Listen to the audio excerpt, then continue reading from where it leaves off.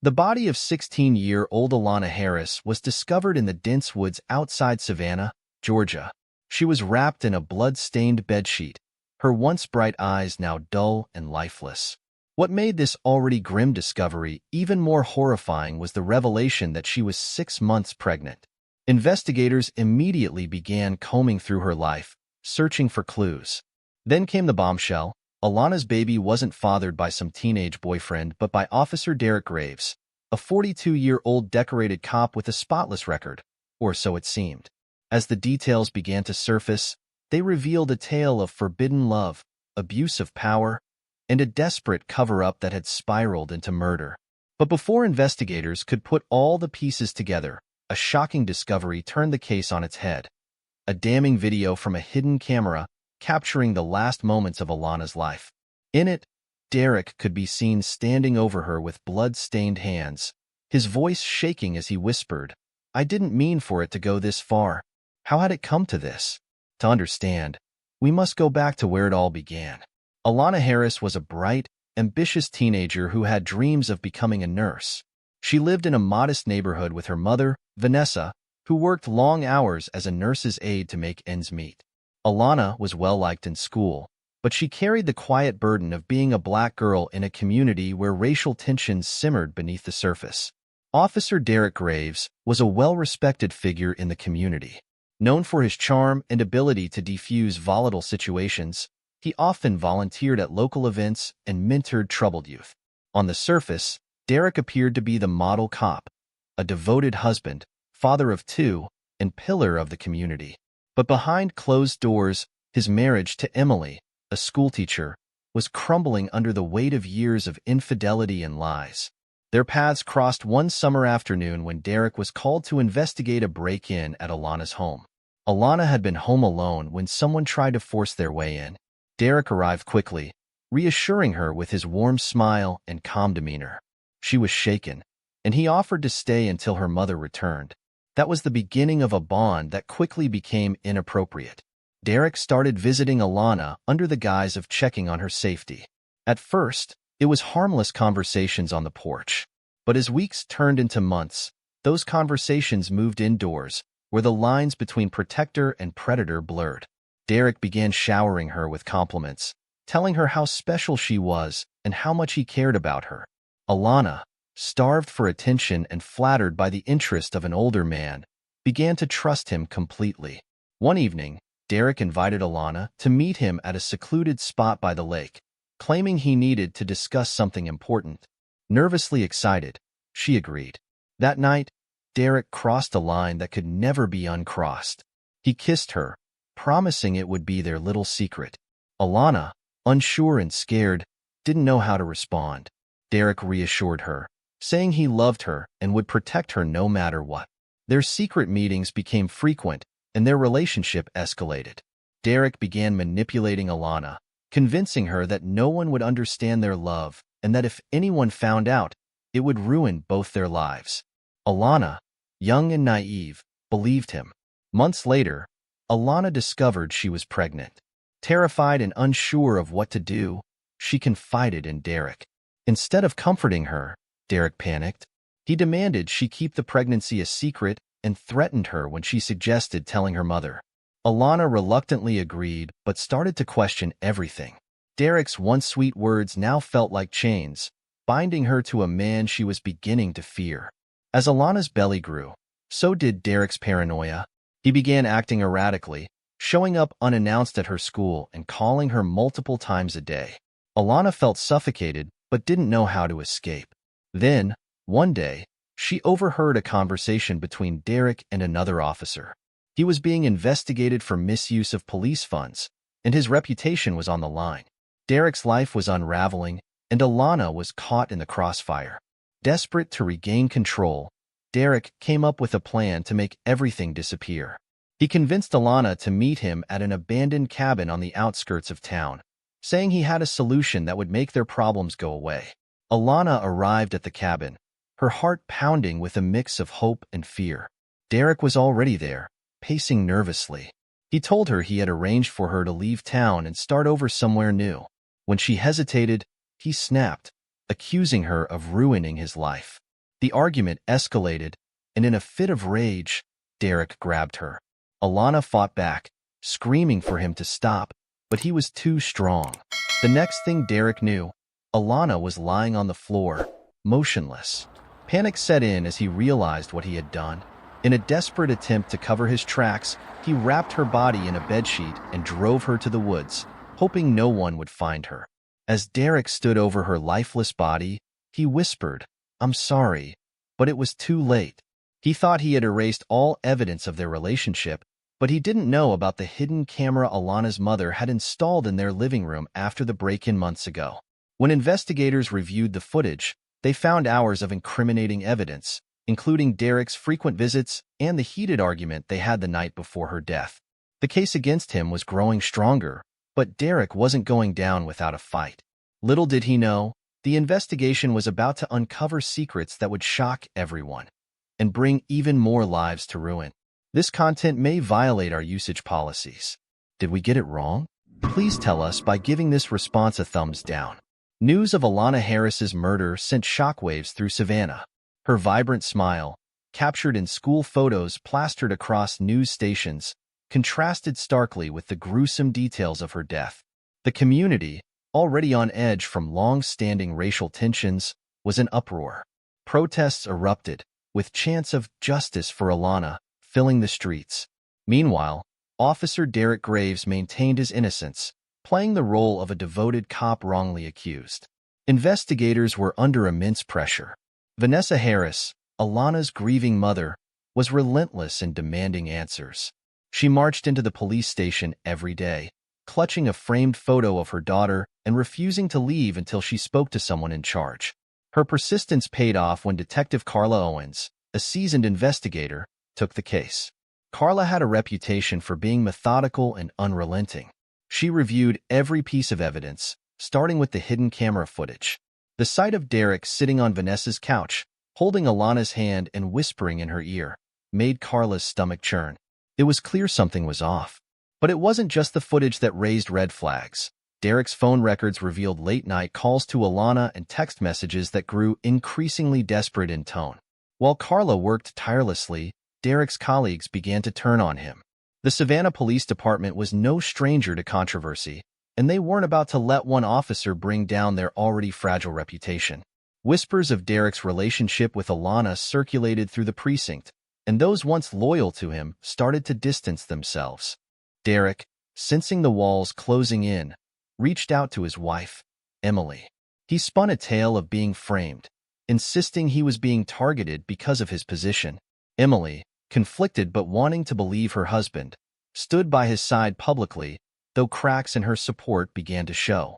Behind closed doors, she confronted him, demanding the truth. "Why are there texts to her, Derek?" Emily asked, her voice trembling. "Why were you at her house so often?" "I was protecting her," Derek shouted. "She was scared after the break-in, and I was the only one she trusted." "Then why was she pregnant, Derek?" Emily's voice broke, tears streaming down her face. "Is it yours?" Derek froze, unable to meet her gaze. Emily's worst fears were confirmed. That night, she packed her bags and took their children to her parents' house, leaving Derek alone in their crumbling life. As Derek's personal life unraveled, Carla uncovered another crucial piece of evidence, Alana's diary. Hidden beneath her mattress, it chronicled her secret relationship with Derek in heartbreaking detail. In one entry, she described her confusion and fear. "He says he loves me, but I feel trapped. I don't know who to talk to. What if my mom finds out? What if the police do? He told me no one would believe me anyway." The diary also included entries about the pregnancy. Alana had considered telling her mother, but Derek had convinced her otherwise, claiming it would destroy everything. The more Carla read, the clearer the picture became. Derek had manipulated and groomed Alana, using his position of authority to control her. But as damning as the evidence was, it wasn't enough to secure a conviction. Carla needed something irrefutable, and she found it when she examined the footage from the hidden camera one last time. In the days leading up to Alana's death, the camera captured Derek arguing with her in the living room. His voice was raised, and though the audio was faint, certain words were clear enough to hear. You don't understand what's at stake, Alana. If you don't keep your mouth shut, I'll lose everything. That footage, combined with the texts, phone records, and Alana's diary, painted a damning picture. A warrant was issued for Derek's arrest, but when officers arrived at his home, he was gone. Derek had fled. The manhunt that followed gripped the nation. News outlets covered every development, and social media lit up with sightings and theories. Some speculated he had crossed state lines, while others believed he was hiding in plain sight.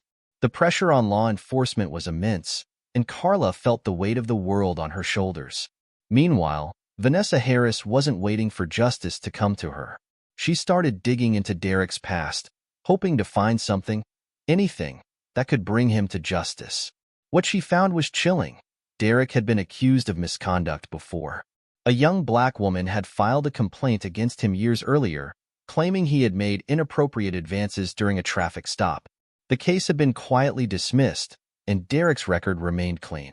Vanessa's discovery fueled public outrage, sparking renewed protests and calls for accountability. As the search for Derek intensified, Carla received a tip from an anonymous caller. The voice on the other end was shaky but clear. He's at the cabin in the woods, the one off Highway 17. He's armed and dangerous. Carla wasted no time. She assembled a team and headed to the location, her heart pounding. The cabin was dark and eerily quiet. The team moved in cautiously, weapons drawn. Inside, they found signs of a hastily abandoned hideout, food wrappers, a sleeping bag, and a map of the surrounding area. But Derek was gone. Then came the sound of a car engine roaring to life in the distance. Carla and her team sprinted outside just in time to see a black sedan speeding away. They gave chase, sirens blaring, as the car careened down the winding forest road. Derek's desperation was palpable, and Carla knew this wouldn't end peacefully. The chase came to a screeching halt when Derek lost control, the car skidding off the road and crashing into a tree. Smoke billowed from the hood as officers surrounded the vehicle, guns drawn.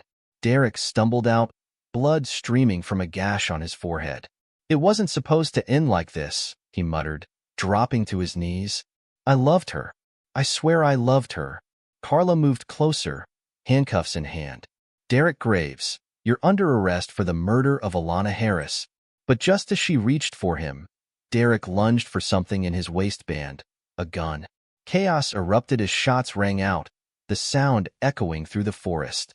When the smoke cleared, Derek lay motionless on the ground, his blood pooling beneath him.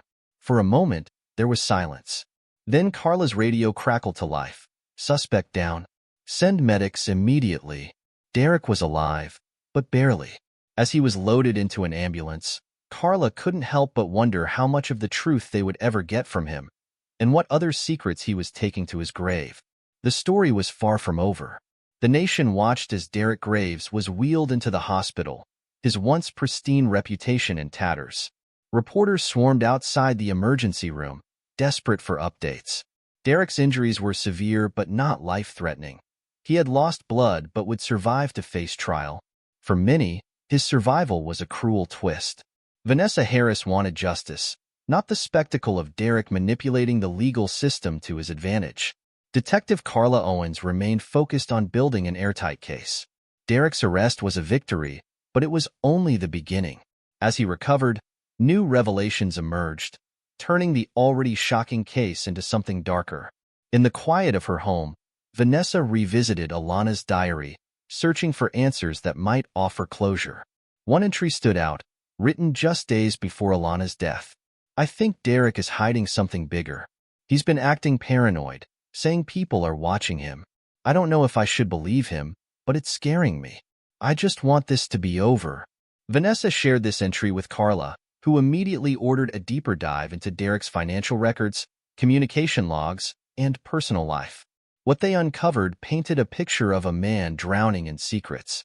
A week later, Derek was transferred from the hospital to the county jail under tight security. His face was plastered across every screen, a stark contrast to the polished image he had once projected. His silence only fueled public curiosity. While Derek said nothing, Emily Graves decided to speak. In an exclusive interview, Emily revealed a side of Derek that shocked even those who knew him well. She described a man who controlled every aspect of her life, checking her phone, monitoring her movements, and silencing her when she questioned him. "I didn't know who I was married to," Emily said, her voice trembling, "but I knew he was dangerous, and I ignored it for too long." Emily's admission led to a flood of calls to the police tip line. Women who had once been silent came forward with their own stories of Derek's abuse of power. Many spoke of inappropriate comments, unwarranted stops, and veiled threats. One woman, in particular, claimed Derek had been stalking her for months but had backed off when she threatened to go public. These allegations turned Derek from a disgraced cop to a suspected serial abuser, and public outrage reached a boiling point. The Savannah Police Department, eager to distance itself from the scandal, released a statement condemning Derek's actions. They also promised to re-examine complaints against him that had previously been dismissed. But for Carla, the investigation wasn't about public opinion. It was about finding the truth. As she sifted through the new evidence, one chilling detail emerged. Derek's pattern of behavior went back decades. A retired officer came forward, recalling an incident from Derek's early career where a young black woman had gone missing after filing a complaint against him. The case had been ruled a runaway, but the timing raised suspicions. Meanwhile, Derek's time in jail was anything but quiet. Other inmates, aware of his charges, harassed him relentlessly. Guards reported him pacing his cell at night, muttering to himself. He refused visits from his family, but one name appeared repeatedly on his visitor log: Martin Connolly, a high-powered defense attorney known for taking on high-profile cases. Martin Connolly wasted no time crafting a defense. His strategy was clear: paint Derek as a victim of public hysteria and claim that his relationship with Alana had been consensual, albeit inappropriate. He planned to argue that Alana's death was an accident, a tragic outcome of an emotionally charged argument. Vanessa was livid when she heard this. "Consensual," she shouted during a meeting with Carla. She was a child. "He's twice her age, and he's calling it consensual?" Carla agreed. "We'll make sure the jury sees the truth." The trial date was set, and tensions in Savannah reached a fever pitch. Protesters gathered outside the courthouse daily, their signs demanding justice for Alana. Inside, the prosecution worked tirelessly to dismantle Derek's defense. They had Alana's diary, the hidden camera footage, and forensic evidence from the cabin where she was murdered. But Carla knew they needed more: a smoking gun that would leave no room for doubt. That breakthrough came from an unexpected source: Derek's own children. Emily had filed for divorce and taken the kids to live with her parents. During a routine therapy session, Derek's teenage daughter, Grace, made a startling confession. "Dad was always angry," Grace said, her voice barely audible. "But after Alana, he got worse. One night, I heard him on the phone. He was yelling at someone, saying, 'If this gets out, we're both finished.'" Grace's statement was a game-changer. Carla subpoenaed Derek's phone records again, this time focusing on calls made around the time of Alana's death. What they found was damning: a series of late-night calls to a burner phone registered under a fake name. Further investigation revealed the number belonged to Officer Craig Ellis, Derek's former partner and close friend. When confronted, Craig initially denied any involvement. But under pressure, he cracked, revealing a shocking conspiracy. Craig admitted to helping Derek cover up his relationship with Alana. He confessed to disposing of evidence, including a letter Alana had written to Vanessa, detailing her fear of Derek. The revelation sent shockwaves through the department and the community. Craig was immediately arrested, and his confession became the linchpin in the case against Derek. But the most explosive moment came during Craig's testimony. "I warned him," Craig said, his voice trembling on the witness stand. "I told him to end it before it got out of hand. But Derek, he couldn't let go. And when she got pregnant, he lost it. He said he couldn't let her ruin his life." Craig's words painted a chilling picture of Derek as a man willing to do anything to protect himself, even if it meant taking an innocent life. The trial was nearing its climax, but the tension wasn't confined to the courtroom. Late one night, Carla received a call from an officer guarding Derek in jail. "He's been asking for a meeting with you," the officer said. "He says he has something to confess." Carla hesitated. Derek had proven himself to be manipulative and dangerous, but if he was willing to talk, it could be the key to unraveling the final pieces of the puzzle. The next morning, Carla sat across from Derek in the cold, sterile visitation room. He looked thinner, his face gaunt, but his eyes still held a glint of defiance. "What do you want, Derek?" Carla asked, her voice steady. Derek leaned forward, his voice low. "I'll tell you everything, but I want something in return. What could you possibly want?" Carla snapped. Derek smirked, his voice barely above a whisper. "Protection. Because when you hear what I have to say, you'll realize I'm not the only monster in this story." Carla's heart pounded as she stared at him, trying to decipher whether this was another of his manipulative games, or the prelude to a revelation that would upend everything. Detective Carla Owens locked eyes with Derek Graves, her instincts on high alert. His smirk sent a chill through her. This wasn't a man begging for redemption. He was plotting something. "Spit it out, Derek," Carla said, folding her arms. "What do you mean? You're not the only monster." Derek leaned back in his chair, as if savoring her discomfort. "You think this is all black and white, don't you? Poor Alana. Evil me. But this goes deeper, Detective. I wasn't working alone." Carla stiffened. "Who?" Derek's expression darkened. "I'll give you a name, but I want something first. Protective custody. I'm not safe in that jail. There are people who don't want me talking." Carla's frustration boiled over. "You're not calling the shots, Derek. Either you cooperate, or I walk out of here, and you face the music alone." Derek's smirk faltered, but only briefly. "Fine." Officer Craig Ellis wasn't just helping me cover my tracks. He was part of the whole thing. He knew about Alana long before the pregnancy.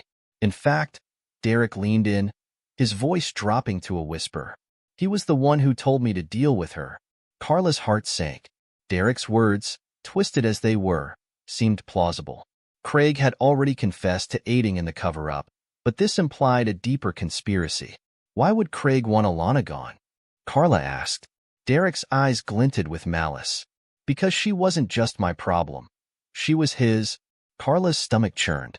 The implication was clear. Craig Ellis had his own dark connection to Alana. But was Derek telling the truth? Or was this another desperate attempt to muddy the waters?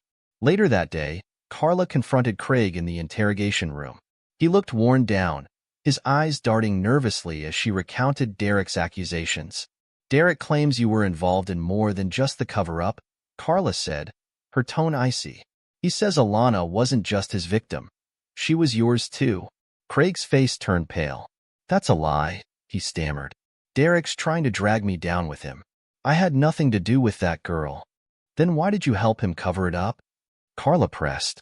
Craig hesitated, his hands trembling. "Because he threatened me. He said if I didn't help him, he'd ruin my career. He's lying to save himself. You can't trust him." Carla studied him closely.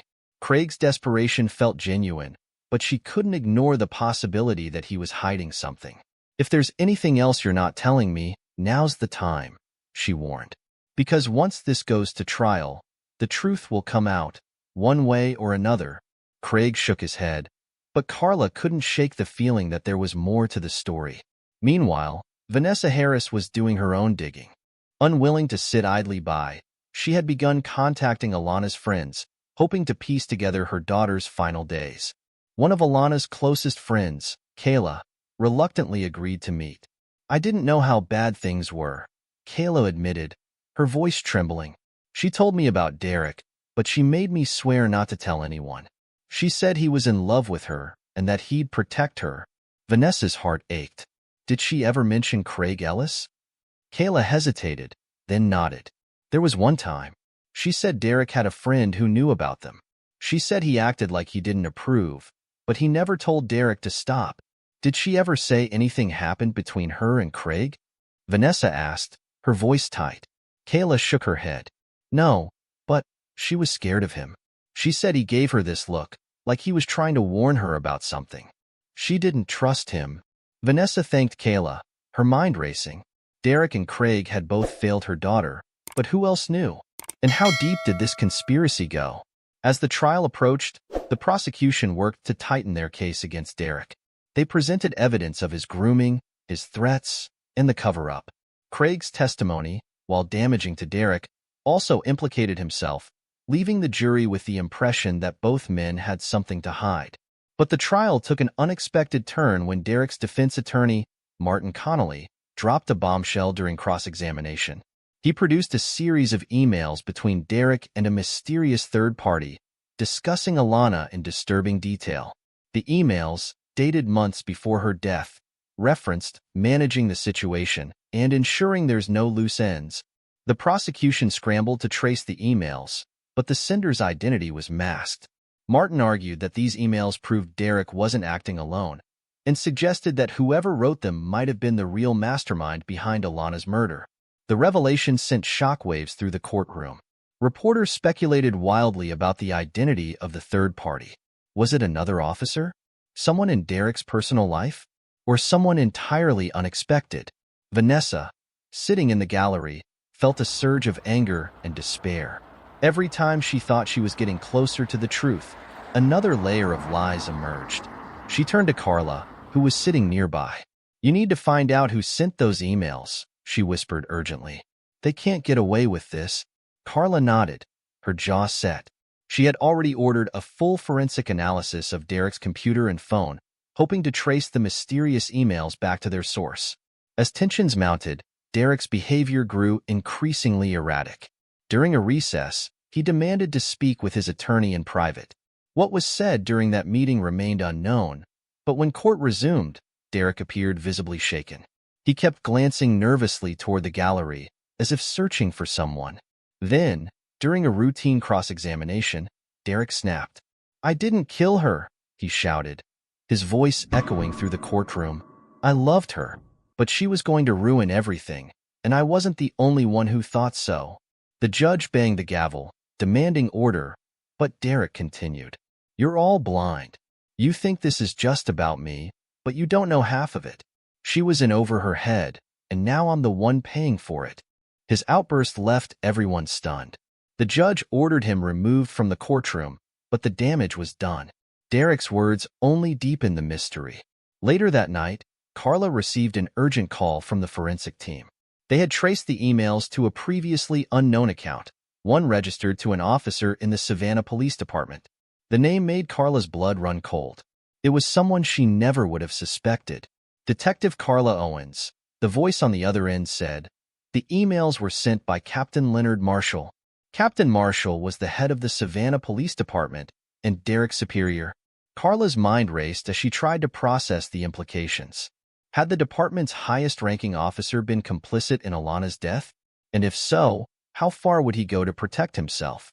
As she prepared to confront Marshall, Carla couldn't shake the feeling that this case was about to take an even darker turn.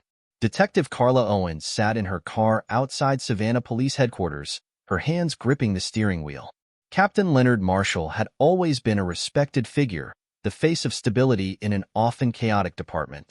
But now, evidence linked him directly to Derek Graves and the conspiracy surrounding Alana Harris's death. Carla knew confronting him would be dangerous, not just for her career, but potentially for her life. She reviewed the evidence again on her laptop. The forensic team had confirmed that the emails to Derek originated from an IP address registered to Marshall's home. The messages discussed managing Alana and made vague references to ensuring no loose ends. They also hinted at payments being made to an unknown account, money that likely kept Derek and Craig Ellis loyal to Marshall's plan. Taking a deep breath, Carla entered the station. The building felt different, heavier, as if the walls themselves were aware of the corruption they had housed for so long. She found Captain Marshall in his office, sipping coffee and reviewing paperwork. "Detective Owens," he said warmly, glancing up, "what can I do for you?" Carla stepped inside, closing the door behind her. "We need to talk. It's about Derek Graves and Alana Harris." Marshall's expression didn't waver, but his hand froze mid-sip. "I've told you everything I know about that case," he said. "Derek acted alone." "That's not true," Carla said, her voice steady. She placed a folder on his desk and opened it, revealing printed copies of the emails. "We traced these back to your IP address." Marshall's eyes darted to the papers, then back to Carla. For a moment, He said nothing. Then, he leaned back in his chair, his face unreadable. Where did you get these? Does it matter? Carla shot back. You were giving Derek orders. You helped cover up what he did to Alana. Marshall smirked, though his eyes darkened. You have no idea what you're stepping into, do you? This isn't about me or Derek. This is bigger than you could ever imagine. Carla's pulse quickened. Then enlighten me. Marshall leaned forward, lowering his voice. If you think Derek's arrest will fix this, you're wrong. He was just a pawn. There are people, powerful people, who wanted Alana gone. I was just doing what I was told. By who? Carla demanded. Marshall hesitated, then shook his head. It's better if you don't know. Carla slammed her hand on the desk. A 16-year-old girl is dead, Captain. I'm not walking away from this. Marshall's smirk faded. He stood, towering over Carla. Be careful, detective. You're playing a dangerous game. Carla stared him down. So are you. And I'm going to make sure you lose. Later that night, Carla shared her findings with District Attorney James Whitman. Whitman, a staunch advocate for justice, was livid. This goes all the way to the top, Whitman said. If Marshall is involved, we need to move fast before he destroys evidence or pulls strings to shut this down. Together, they arranged for an arrest warrant. Early the next morning, a team of officers stormed Marshall's home. Inside, they found more damning evidence: burner phones, cash payments, and detailed notes about Alana's schedule. It was clear Marshall had been monitoring her movements for months.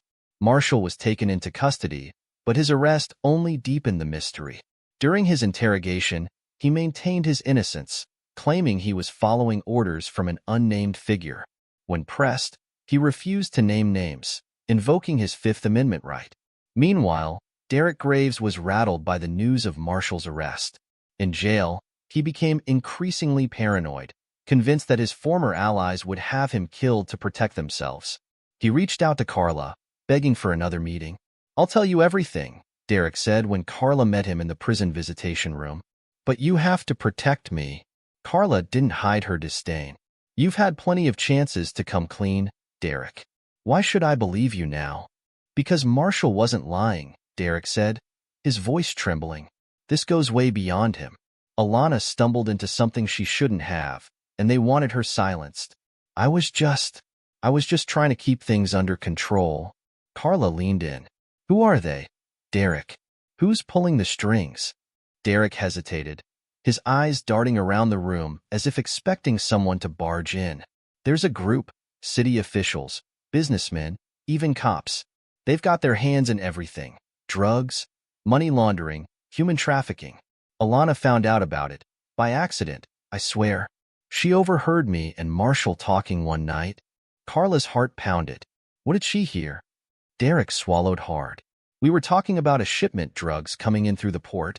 Marshall said we needed to keep it quiet, but Alana walked in. She heard everything. I thought I could handle it, but she started asking questions. That's when Marshall got involved. He said she was a liability. Carla felt sick. And you went along with it? I didn't want her to get hurt. Derek insisted. But Marshall made it clear. If I didn't deal with her, someone else would. Carla stood abruptly, her mind racing. If what Derek was saying was true, Alana's death wasn't just the result of one man's obsession. It was part of a larger conspiracy, one that could shake the entire city. As Carla dug deeper, she uncovered connections between Marshall and several prominent figures in Savannah. Bank records showed large deposits to Marshall's account from shell companies tied to known criminal enterprises. Witnesses came forward, describing shady meetings between Marshall, local politicians, and wealthy business owners. But the most damning evidence came from an unexpected source, Vanessa Harris. While sorting through Alana's belongings, Vanessa found a USB drive hidden in the lining of her daughter's backpack. The drive contained audio recordings, conversations between Derek, Marshall, and other unnamed individuals. In one recording, Marshall's voice was unmistakable. She's a problem. If you can't handle it, we'll find someone who can. Vanessa turned the drive over to Carla, her hands shaking. This is what they killed her for, she said. Make sure they pay. With the recordings in hand, Carla had the leverage she needed to unravel the conspiracy. But as she prepared to make her next move, a chilling message appeared on her phone. "Back off or you're next." Carla stared at the screen, her resolve hardening. Whoever was behind this had underestimated her, and she was about to prove it. Detective Carla Owens stared at the cryptic message on her phone, her grip tightening. "Back off or you're next." It was a clear threat, and it confirmed that the people behind Alana Harris's death were still watching her every move. For a moment, fear gripped her, but it quickly gave way to determination.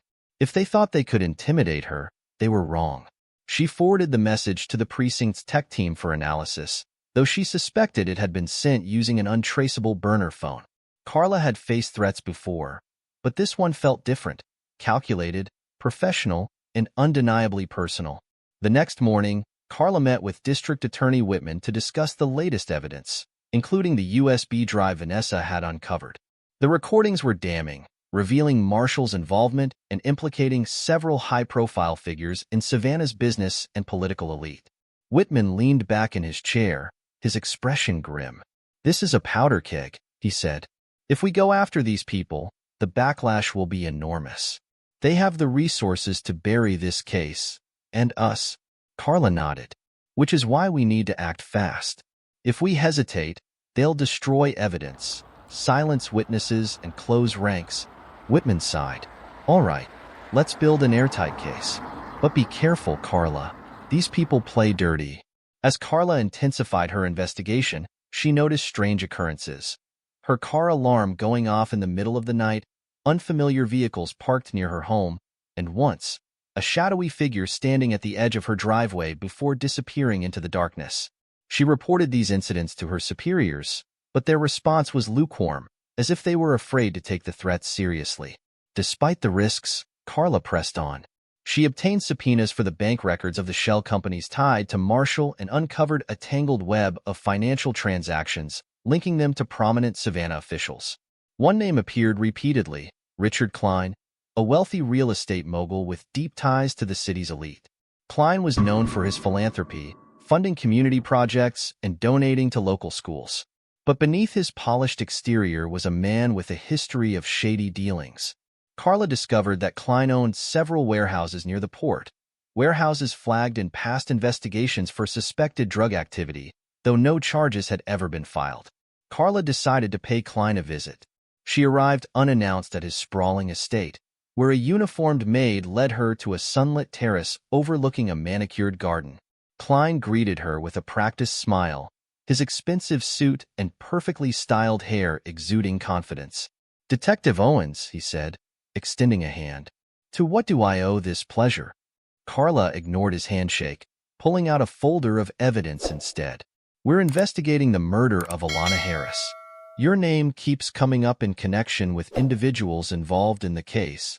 Klein's smile faltered for a fraction of a second before he recovered. "I'm not sure what you're implying, Detective, but I have no knowledge of this case." "Then maybe you can explain why funds from your shell companies were funneled into accounts belonging to Leonard Marshall and Derek Graves," Carla said, her tone sharp. Klein's eyes narrowed. "If you're accusing me of something, I suggest you come back with a warrant." "I don't need a warrant to ask questions," Carla shot back. "But trust me, I'll have one soon enough." Klein leaned in, his voice low and threatening. "Be careful, Detective. You're digging into matters you don't understand. People like me, we don't lose." Carla held his gaze, her resolve unwavering. "You're not above the law, Mr. Klein, and I'm going to prove it." The encounter with Klein only strengthened Carla's resolve. She secured a warrant to search one of his warehouses, enlisting the help of a SWAT team to ensure her safety. The raid took place under the cover of darkness, and what they found inside was shocking. Large quantities of drugs, cash, and documentation detailing a massive trafficking operation. One file even contained references to payments made to law enforcement officials, including Marshall and Derek.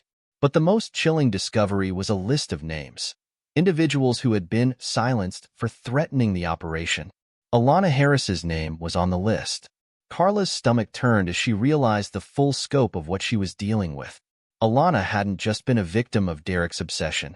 She had stumbled into a criminal empire willing to kill to protect its secrets.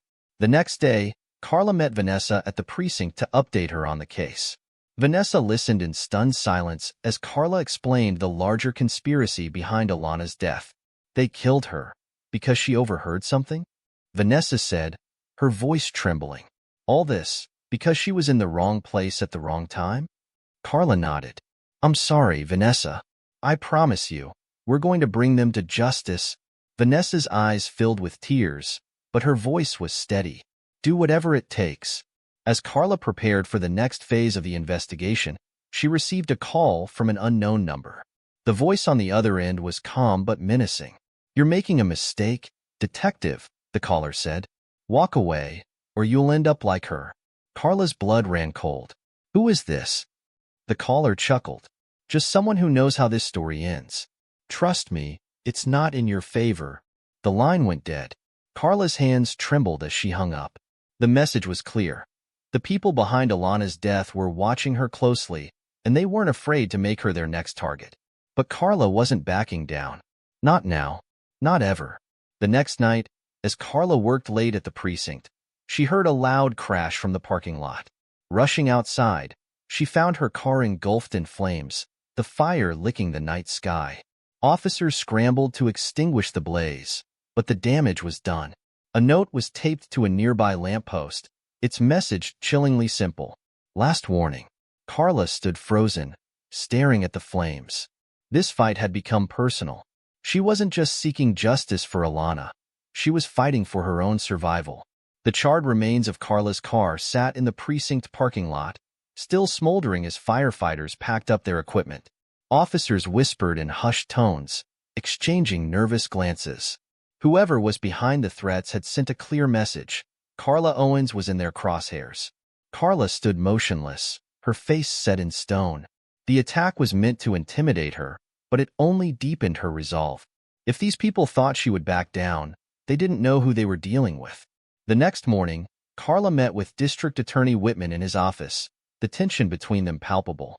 They torched my car, Carla said, her voice low but firm. This isn't just about Alana anymore. These people are running a criminal empire, and they're willing to kill anyone who gets in their way. Whitman nodded grimly. We've got enough evidence to go after Richard Klein and Leonard Marshall. The recordings, the warehouse raid, the financial ties. It's airtight. Carla shook her head. It's not enough. Klein and Marshall are powerful, but they're not at the top. Someone else is pulling the strings, and if we don't find them, this will never end. Whitman leaned forward, his expression serious. Then we need someone who can talk, someone on the inside who's willing to flip. Carla's mind immediately turned to Derek Graves. As much as she despised him, he was the linchpin of the conspiracy, the one who could connect all the dots. She returned to the prison to confront him, determined to get the answers she needed. Derek was brought into the visitation room, his face pale and drawn. He looked up at Carla with a mixture of fear and resignation. You're back, he muttered. Guess the fire didn't scare you off. Carla ignored the jab. You want protection? Then give me something I can use. Names, locations, everything. Derek hesitated, his eyes darting around the room. If I talk, I'm dead. You saw what they did to your car. Imagine what they'll do to me. If you don't talk, you'll spend the rest of your life in prison. Carla shot back. And if you think they'll protect you, you're delusional. The second you're no longer useful, you're expendable. Derek sighed, leaning back in his chair. Fine. You want names? I'll give you names. But you better keep your end of the deal. That evening, Carla sat at her desk, staring at the list Derek had given her. It contained several names, city officials, business leaders, and even a judge. The scope of the corruption was staggering. These were people with influence and resources, individuals who could bend the system to their will. One name stood out, Judge Andrew Collier, a highly respected figure known for his tough stance on crime. Carla's gut churned. If Collier was involved, it meant the corruption extended into the very heart of the justice system. Carla and Whitman began building a case against the individuals on Derek's list, using the recordings, financial records, and warehouse evidence to tie them to the conspiracy. As they worked, Carla couldn't shake the feeling that time was running out. Meanwhile, Vanessa Harris was dealing with her own struggles. The media frenzy surrounding Alana's case had made her a household name, but it had also brought unwanted attention. Strangers showed up at her door, reporters hounded her for interviews, and conspiracy theorists flooded her social media with vile messages. One evening, as Vanessa sat alone in her living room, she noticed a car idling outside her house. Her heart raced as she peeked through the curtains. The car sat there for several minutes before driving away. Shaken, Vanessa called Carla. "They're watching me," Vanessa said, her voice trembling. "I don't feel safe." Carla promised to send a patrol car to watch Vanessa's house, but she knew it wasn't enough. The people they were up against had no qualms about silencing anyone who posed a threat. A week later, Carla and her team executed a raid on Judge Collier's private residence. Inside, they found damning evidence: offshore bank accounts, encrypted files detailing payments to key players in the conspiracy, and surveillance photos of Alana Harris. The photos were the final proof Carla needed to connect Collier to Alana's murder. Collier was arrested, but his capture sent shockwaves through the conspiracy. Several individuals on Derek's list fled, leaving behind a trail of chaos as they tried to cover their tracks. One of them, a city councilman named Peter Langston, was found dead in his home, an apparent suicide. Next to his body was a handwritten note: "They're cleaning house. I'm sorry." The message was clear. The remaining conspirators were tying up loose ends. Carla's team worked around the clock to prevent further deaths, but the situation escalated when Vanessa's home was broken into. She was unharmed, but the intruders left a chilling message spray-painted on her wall: "Stay silent." Vanessa, terrified but defiant, called Carla immediately. "I'm not backing down," she said. "They took my daughter. I won't let them scare me into silence." Carla admired Vanessa's courage, but the situation was becoming more dangerous by the hour. She arranged for Vanessa to stay in a safe house, guarded by trusted officers. The case reached a boiling point when Carla received another anonymous call. The voice on the line was different this time: calm, controlled, and confident. "You're running out of time, detective," the caller said. "You think you've uncovered the truth, but you're only scratching the surface. Walk away, and you might live to see another day." Carla's jaw tightened. "I'm not walking away. And when I find you, I'll make sure you pay for what you've done." The caller chuckled. "Bold words. Let's see if you're still standing when this is over." The line went dead, leaving Carla with a sinking feeling. The deeper she dug, the more dangerous the case became. But she couldn't stop now, not when justice for Alana was so close. That night, as Carla reviewed the evidence in her apartment, she heard a noise outside her window. She froze, her heart pounding. Reaching for her gun, she crept toward the window and peered out into the darkness. A figure stood across the street, cloaked in shadows. They didn't move, didn't speak, just stared. Then, without warning, they turned and disappeared into the night. Carla locked her doors and windows, her mind racing. The fight was far from over, and the enemy was closer than ever. The shadowy figure outside Carla's window haunted her thoughts. It was a stark reminder that the conspiracy she was unraveling wasn't just dangerous, it was personal. She spent the night with her gun on her bedside table, her mind replaying every piece of evidence she'd uncovered. The list of names, the emails, the recordings, each piece brought her closer to the truth, but also closer to danger. At dawn, Carla met District Attorney Whitman in his office. He looked more exhausted than usual, the weight of the case clearly wearing on him. "They're escalating," Carla said, recounting the events of the previous night. "They're watching me. They're watching Vanessa. We need to move now." Whitman nodded, his expression grim. "We're close to filing charges against Richard Klein and the other conspirators. But we need to ensure that we can take this all the way. If we rush and something falls apart, they'll walk, and we can't afford that." Carla slammed her fist on the desk. "We don't have time for perfection, Whitman. They're already cleaning house. If we wait, more people will die." Later that day, Carla received word from the tech team analyzing Judge Collier's encrypted files. They had cracked one of the documents, and its contents were explosive: a detailed ledger of bribes paid to various officials, including Leonard Marshall, Derek Graves, and even high-ranking members of the Savannah Police Department. One name on the list stunned Carla. Chief Bradley Evans, the head of the police department. Chief Evans had always been a staunch supporter of Carla's work, publicly condemning Derek and Marshall's actions. But the ledger revealed that he had been receiving payments from Klein for years. Carla felt a wave of betrayal. The man who had sworn to protect the city was part of the very conspiracy she was fighting to dismantle. She knew she couldn't trust anyone in the department, not even those closest to her. Carla decided to confront Chief Evans directly. She waited until late evening, catching him as he was leaving his office. "Detective Owens," Evans said, surprised to see her. "What's this about?" Carla didn't waste time. "We have evidence linking you to Richard Klein's operation. Bribes, payments, everything.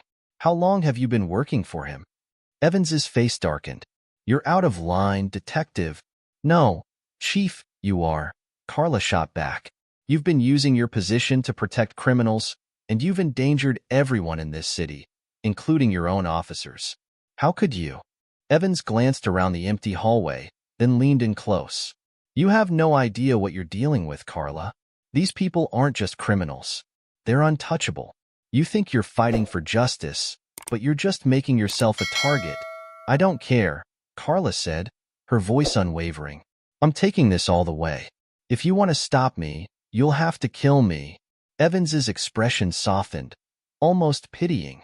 "You're brave, Owens. I'll give you that. But bravery won't save you." He walked away, leaving Carla standing alone, her resolve stronger than ever. The next day, Carla learned that a key witness in the case, a warehouse worker who had been cooperating with the investigation, had been found dead in his apartment. The coroner ruled it an overdose, but Carla wasn't convinced. The worker had been clean for years, and the timing was too convenient. Carla visited the crime scene herself, combing through the apartment for anything that might have been overlooked. In the trash, she found a crumpled piece of paper with a single word scrawled on it. "Pierce." She immediately recognized the name. Pierce Industries was one of Richard Klein's companies, a supposedly legitimate business that had been flagged in past investigations for suspicious activities. Carla realized that the paper wasn't just a clue, it was a message. The worker had likely uncovered something at Pierce Industries before he was silenced. Determined to follow the lead, Carla assembled a small, trusted team to raid one of Pierce Industries' warehouses. The operation was risky, but she couldn't let the opportunity slip through her fingers. The raid took place under the cover of darkness. Carla and her team moved swiftly, their flashlights cutting through the shadows as they searched the massive facility. At first, the warehouse seemed empty, but then they stumbled upon a hidden room concealed behind a false wall. Inside, they found crates filled with drugs, unregistered firearms, and documents detailing the trafficking operation. But the most disturbing discovery was a series of photographs pinned to the wall. The photos were of Carla, Vanessa, and even Whitman. Each one was marked with a red X. "They've been tracking us," Carla whispered, her voice trembling. Before they could fully process the discovery, the sound of tires screeching outside sent a jolt of adrenaline through Carla. She peered through a crack in the wall and saw a convoy of black SUVs pulling up to the warehouse. "Move," Carla shouted, signaling her team to retreat. The officers scrambled to exit the warehouse as armed men poured in, their weapons drawn. Gunfire erupted, the deafening sound echoing through the cavernous space. Carla ducked behind a stack of crates, her heart pounding as bullets whizzed past her. "Fall back," she yelled, covering her team as they made their way to the exit. By the time Carla and her team escaped, 2 officers were injured, and the warehouse was a blazing inferno. The armed men had torched the facility, destroying any evidence Carla had hoped to recover. Carla sat in her car, her hands trembling on the steering wheel. She had come so close to unraveling the conspiracy, only to have it slip through her fingers once again. But as she looked at the crumpled piece of paper in her hand, she knew one thing for certain. The fight wasn't over. Not yet. Smoke from the torched warehouse still clung to Carla's hair as she sat in her car, replaying the night's events in her mind. The raid had turned into a disaster, and the loss of evidence was devastating. 2 officers were in critical condition, and the men responsible had vanished without a trace. But Carla wasn't ready to give up. The scrap of paper with the word Pierce was still in her pocket, a reminder that the conspiracy wasn't invincible. The next morning, Carla met with District Attorney Whitman and Vanessa Harris in a secure conference room at the precinct. Vanessa, despite her exhaustion, was resolute. "They're not going to win," Vanessa said, her voice steady. "We've come too far." Whitman nodded, though his expression was grim. "The raid set us back, but it didn't break us. We still have the ledger, the recordings, and testimony from Derek Graves. It's enough to charge Klein and the others. But if we can't secure more evidence soon, we risk losing them in court." Carla leaned forward. "Klein is the key. If we can get him to flip, he'll lead us to whoever's at the top." Whitman sighed. "Klein won't talk. Men like him don't betray the hand that feeds them." "Then we make him talk," Carla said, her eyes narrowing. Carla secured an emergency warrant to bring Richard Klein into custody. She led the team herself, arriving at Klein's mansion just as the sun began to rise. The scene was eerily quiet, the usual buzz of staff and security notably absent. Carla's instincts screamed that something was wrong. The team entered cautiously, sweeping through the opulent halls. In the master bedroom, they found Klein slumped over his desk, a single gunshot wound to the head. A pistol lay near his hand, and a handwritten note sat on the desk. "I won't be your scapegoat." Carla's chest tightened. The timing was too convenient. The message, the lack of witnesses, it all felt staged. This wasn't a suicide. It was another loose end tied up. She scanned the room, looking for anything the killers might have missed. On a bookshelf, she spotted a flash drive tucked behind a row of leather-bound journals. She slipped it into her pocket, her gut telling her it could be the break they needed. Back at the precinct, the tech team decrypted the flash drive. It contained financial records, emails, and a list of contacts, all tied to Pierce Industries and Klein's other shell companies. But one email chain stood out. It was a conversation between Klein and an unidentified individual, referred to only as S. In the emails, S. gave Klein explicit instructions on handling Alana Harris, Leonard Marshall, and even Derek Graves. One message sent chills down Carla's spine. "If she talks, it's over. Handle it. And if Graves can't manage, we will." Carla printed the emails and brought them to Whitman. "We have to find out who S is," she said. "They're the one pulling the strings." Whitman nodded. "This could be the smoking gun we need. But we'll need someone to decipher Klein's network." Carla knew just the person. A former whistleblower named Marcus Hale, who had once exposed a similar corruption ring in Atlanta. Marcus had gone underground after receiving death threats, but Carla managed to track him down through an old colleague. Meeting Marcus in a dingy diner on the outskirts of Savannah, Carla slid the emails across the table. "I need your help," she said. "Klein's dead, but his network is still active. This S person is the puppet master, and I need to know who they are." Marcus scanned the emails, his brow furrowing. "These codes in the headers, they're identifiers for offshore accounts. Whoever S is, they're laundering money through international banks. If I can trace these, I might be able to give you a name." "How long will it take?" Carla asked. Marcus smirked. "Depends on how badly they want to stay hidden." As Marcus worked, Carla focused on protecting Vanessa Harris, who had become an even bigger target after Klein's death. Vanessa was moved to a second safe house, this time under round-the-clock guard. Despite the added security, Vanessa refused to stay silent. She appeared on a national news program, speaking directly to the conspirators. "You can't scare me into giving up. My daughter deserved better, and I won't stop until she gets justice." The broadcast sparked a renewed wave of public outrage. Protests grew larger, and pressure mounted on Savannah's leadership to clean house. But behind the scenes, Carla knew the conspirators were regrouping. 2 days later, Marcus called Carla with a breakthrough.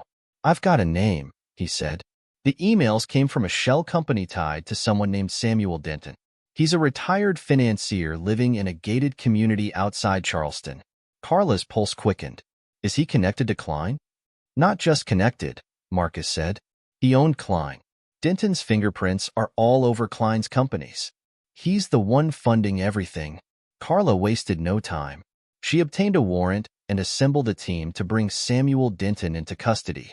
This time, She wasn't taking any chances. The team moved under the cover of darkness, surrounding Denton's sprawling estate. When they breached the gates, they found Denton waiting for them on the front steps, a glass of whiskey in his hand. He didn't resist as they placed him in handcuffs, but his smug expression unnerved Carla. "Detective Owens," Denton said, his voice smooth. "I've heard about you. You're persistent, I'll give you that. You're under arrest for conspiracy, murder, and a laundry list of other crimes," Carla said. "Your little empire is over." Denton chuckled. "Is it? Or have you just cut off one head of the Hydra?" Carla ignored his taunt, shoving him into the back of a patrol car. But his words lingered in her mind. Back at the precinct, Denton refused to talk, invoking his right to remain silent. But the evidence against him was overwhelming. The financial records, the emails, the testimony from Derek Graves. It all pointed to Denton as the mastermind. As Carla prepared for Denton's arraignment, she couldn't shake the feeling that the battle wasn't over. The conspiracy was vast, and Denton was just one piece of it. She glanced at the list of names Derek had provided, knowing there were still others out there, watching, waiting, and plotting their next move. And then her phone buzzed. Another anonymous message flashed across the screen. "You've won this round, but the game isn't over. Watch your back." Carla took a deep breath, steeling herself. The fight for justice was far from finished. The courtroom was packed as Samuel Denton was brought in for his arraignment. Journalists jostled for a glimpse of the man who had been identified as the mastermind behind the network that had led to Alana Harris's death. Vanessa sat in the gallery, her hands clenched tightly together, her face a mask of determination. This wasn't just about Denton. It was about making sure Alana's name wasn't forgotten, her life reduced to another statistic. Carla sat beside District Attorney Whitman, reviewing her notes one last time. The evidence against Denton was airtight. The emails, the financial records, and Derek Graves' testimony formed a chain that led directly to Denton's door. But Carla wasn't naive. Men like Denton didn't go down without a fight. The defense team tried their best to paint Denton as a retired businessman who had been unknowingly implicated in the criminal activities of others. They argued that the evidence was circumstantial, that Denton had no direct involvement in Alana's death. But Carla knew the jury wouldn't buy it, not with the recordings and emails that showed Denton ordering Klein to handle the situation. As the trial stretched on, Vanessa took the stand to deliver her testimony. Her voice was steady, but her pain was evident as she recounted Alana's dreams, her smile, and the way she lit up every room she entered. The gallery was silent as Vanessa described the night. She realized her daughter was missing and the devastation of learning how her life had been cruelly stolen. "They didn't just kill my daughter," Vanessa said, looking directly at Denton. "They killed a piece of me." But I refused to let her voice be silenced. Her words left a deep impact on everyone in the courtroom. Even the judge appeared moved as Vanessa stepped down, her head held high. The turning point came when Carla took the stand, laying out the details of the investigation. She walked the jury through every piece of evidence, from the hidden camera footage in Vanessa's living room to the financial records tying Denton to Klein and Marshall. The most damning moment came when the prosecution played the recording from the USB drive. Denton's voice cold and calculating as he discussed silencing Alana. "This wasn't an accident," Carla said, her voice firm. "This was premeditated murder, carried out to protect a criminal empire. Denton didn't just give the orders. He built the system that allowed this to happen." After weeks of testimony, the case went to the jury. The deliberations were tense, stretching into 3 days. Carla and Vanessa waited anxiously, knowing that a guilty verdict wouldn't bring Alana back, but hoping it would bring some measure of justice. When the jury finally returned, the atmosphere in the courtroom was electric. The forepersons stood, holding the verdict in their hands. On the charge of conspiracy to commit murder, we find the defendant, Samuel Denton, guilty. The words echoed through the courtroom. Vanessa's hands flew to her mouth, tears streaming down her face. Carla exhaled deeply, the weight of months of work lifting slightly from her shoulders. Denton showed no emotion as the verdicts were read. Guilty on all charges. The judge sentenced him to life without parole, ensuring he would spend the rest of his days behind bars. Outside the courthouse, Vanessa addressed the crowd of reporters gathered on the steps. "This isn't just about my daughter," she said, her voice steady despite the tears in her eyes. "It's about every victim who has been silenced by greed and corruption. Alana deserved better. All of our children deserve better. And it's up to us to demand that justice is served."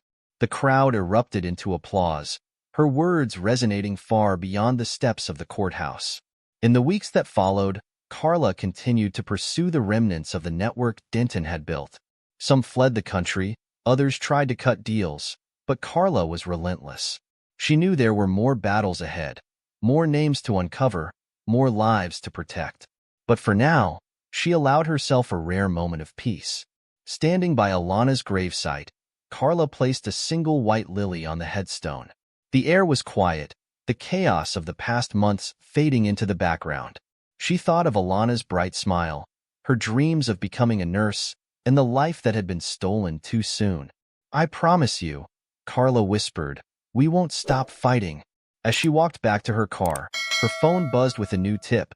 Another lead. Another chance to bring the guilty to justice. Carla smiled faintly. The fight was far from over, but for the first time, she felt like they were finally winning.